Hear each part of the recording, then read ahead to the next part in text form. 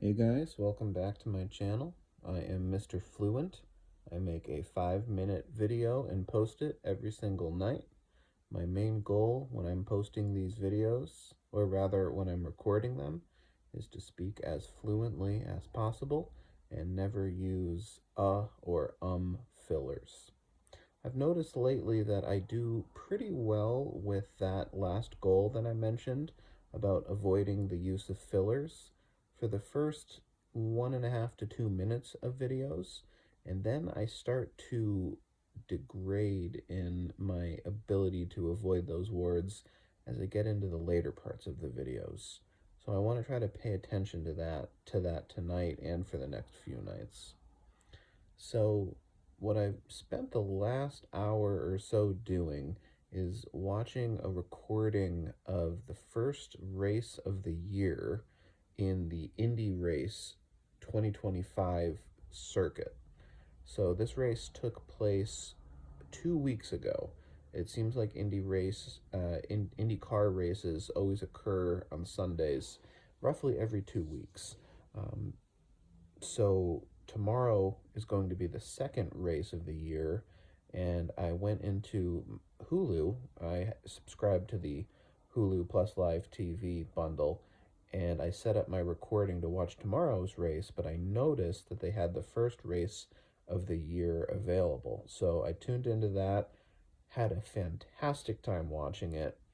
The race is 100 laps long, and I just left off with the leader at, I believe, the lap 67. I really wish I could have watched to the end, but I'm just too tired, and I think I gotta go to bed. But like I said, I was having a phenomenal time watching it. So the first race of the year was in St. Petersburg, Florida, and it's a road race, which is so cool. So they basically take a segment of downtown St. Petersburg, right along the water, and they modify turns and corners as needed, but essentially these cars are racing on normal city roads in St. Petersburg. So you get these great shots sometimes from what I am guessing is a helicopter. I suppose it could have these aerial views of the race could have been from a drone, but just the way the video quality coming through the camera looked, I'm guessing it was a full-size camera on a helicopter. But with these aerial views, you see the yellow lines dividing the traffic going one way versus the other. You see crosswalks. You see those little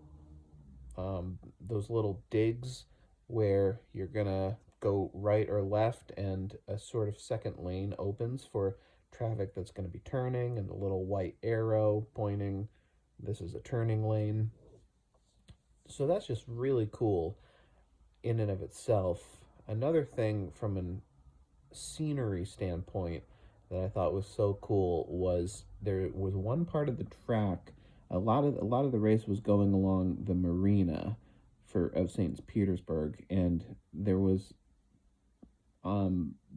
anchored in the marina at one part of the track a yacht that was looked like it was like 5 stories tall, or had 5 floors to it. Just a huge yacht. I imagine a yacht that has got to cost at least $100 million, and it was just sitting there at anchor, and it was so cool every time that the camera caught cars racing past the yacht.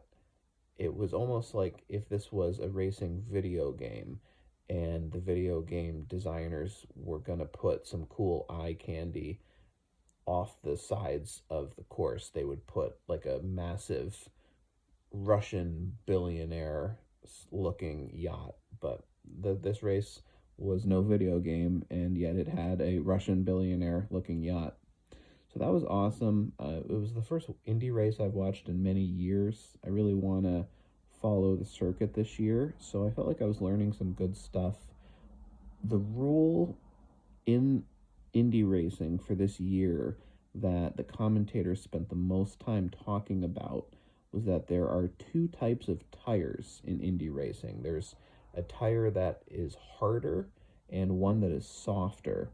And as a general rule, the harder tire is more durable, and the softer tire is a lot less durable, but until the softer tire starts to degrade, it is faster than the harder tire. So it's this huge trade off between a tire that will last you longer and therefore, over the course of the race, maybe would save you from taking one extra pit stop to change the tires out, versus the softer tire that will force you back into the pit to get them changed out really fast, but will go really quick.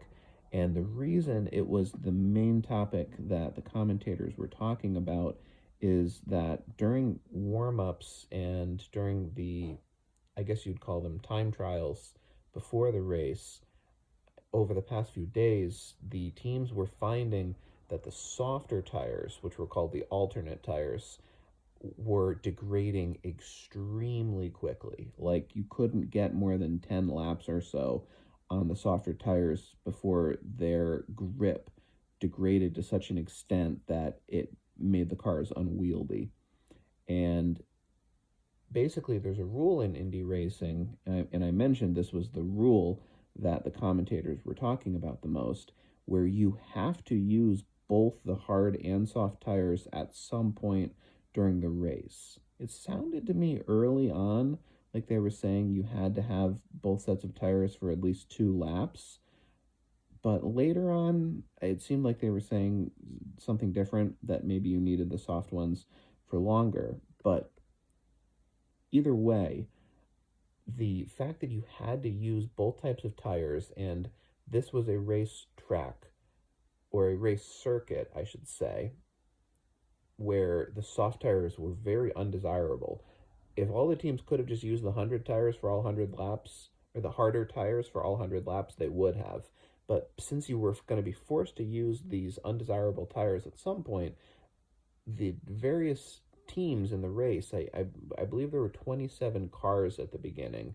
Not 27 teams, because a lot of teams sponsor multiple cars, but there were 27 cars, and all the teams adopted their own strategy on, do we start the race with the soft tire? Do we try to wait till the last 10 laps to go to the soft tire?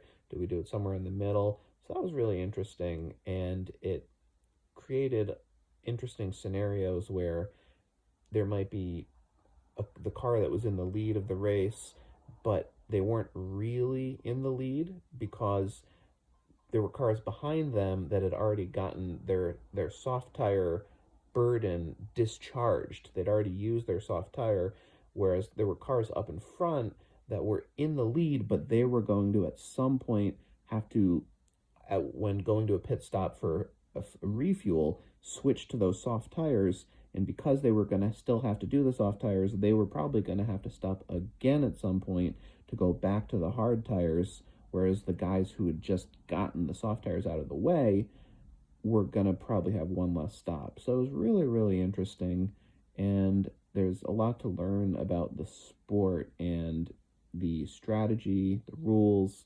the physics, the equipment, and I look forward to learning about that stuff. But that was probably the biggest takeaway I had watching the first 2/3 of my first race. So that's all I got. Thank you so much for watching, if you watched to the end, and I will be back tomorrow night with another video.